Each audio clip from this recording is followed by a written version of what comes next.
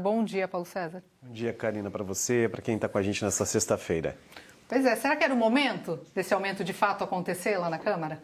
Pois é, a nota da Câmara ela é muito justa em relação à transparência, à votação, à discussão.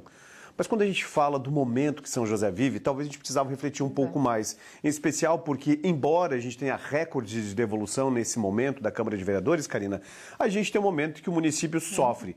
E se a gente olhar um cenário muito interessante, por exemplo, entre governo do Estado e Assembleia Legislativa, a Assembleia também devolve para o governo do Estado, mas pauta o destino desses recursos devolvidos. E talvez o que falta é uma política de interação entre Legislativo e Executivo lá em São José. Pois bem, mas agora está aprovado. O que a gente tem que ver é daqui para frente. Porque quando a gente olha tudo isso, e ainda falando de tudo isso, a gente observa que, de fato, existe uma falta de sensibilidade. Nós estamos falando de um município que teve, no terceiro quadrimestre de 2025, um parecer do Tribunal de Contas do Estado rejeitando as contas e também com um déficit de 80 milhões de reais nos cofres públicos.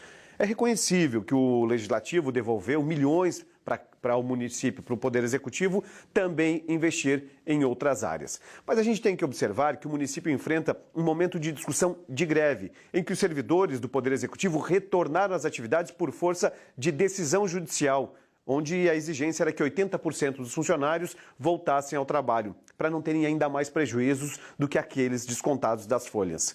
Agora, o que chama a atenção é que esses servidores que desencadearam a greve no município de São José pedem, além da readequação salarial, também o Vale Alimentação corrigido, que hoje gira em torno de 700 e alguma coisa, não chega a R$800.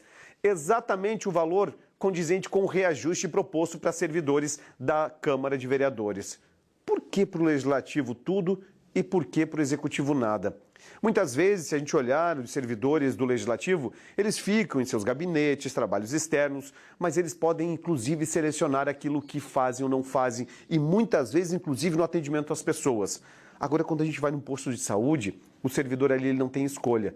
E tantas vezes é agredido verbalmente e, em alguns casos, que não é o de São José, pode enfrentar uma agressão física para talvez não ter o reconhecimento merecido, um servidor que, inclusive, passou no concurso público. Não que o da Câmara não passaram, mas muitas vezes os da Câmara também são cargos comissionados, assim como tem no Executivo. O que falta é sensibilidade. Ou seja, Karina precisou ou precisa de uma reavaliação. Depende agora da sanção do prefeito. Tá certo, a gente vai seguir acompanhando. Agora, deixa eu comentar contigo outro assunto que chamou muita atenção de uma investigação que apontou aí que votos estavam sendo trocados por drogas. Que história é essa, Paulo César? Quando a gente vê, diz que já viu ou imagina que já viu tudo na política, a gente se surpreende mais uma vez com a ousadia, não só de criminosos, mas políticos. E que, se for comprovado, também são tão criminosos quanto. Foi lá em Timbé do Sul que a Polícia Civil desencadeou uma operação contra o tráfico de drogas. Talvez fosse uma operação corriqueira, como tantas outras já realizadas. O que talvez os agentes da Polícia Civil não esperavam é que iriam detectar em mensagens trocadas com políticos a troca de votos, onde exigiam inclusive a foto do título eleitoral e o valor pago era de R$50. Só que não era em dinheiro que esses compradores de votos pagavam. Pagavam com cocaína. E o caso ficou conhecido lá no sul do estado como moeda branca. Se essa moda pega em Santa Catarina e Brasil afora, nós temos um problema muito grave, muito mais grave do que aqueles que a gente já vê por aí de compra de votos. Porque a cesta básica, o barro e o telhado parece que ficou para trás. Agora o negócio é entorpecer a população, depender desse mecanismo vicioso nessa parcela da população para garantir uma vitória eleitoral? Pois é. A apuração da Polícia Civil diz respeito que essas informações são do tempo de 2021, 2022.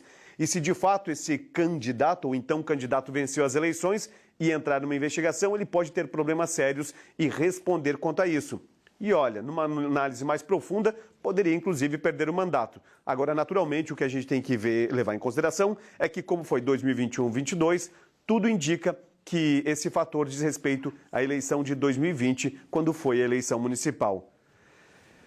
Que a Polícia Civil detecte e encontre realmente os responsáveis e que, se houve crime, que todos sejam punidos com os rigores da lei, Karina, porque não dá para ver isso acontecer e tornar como natural e normalidade.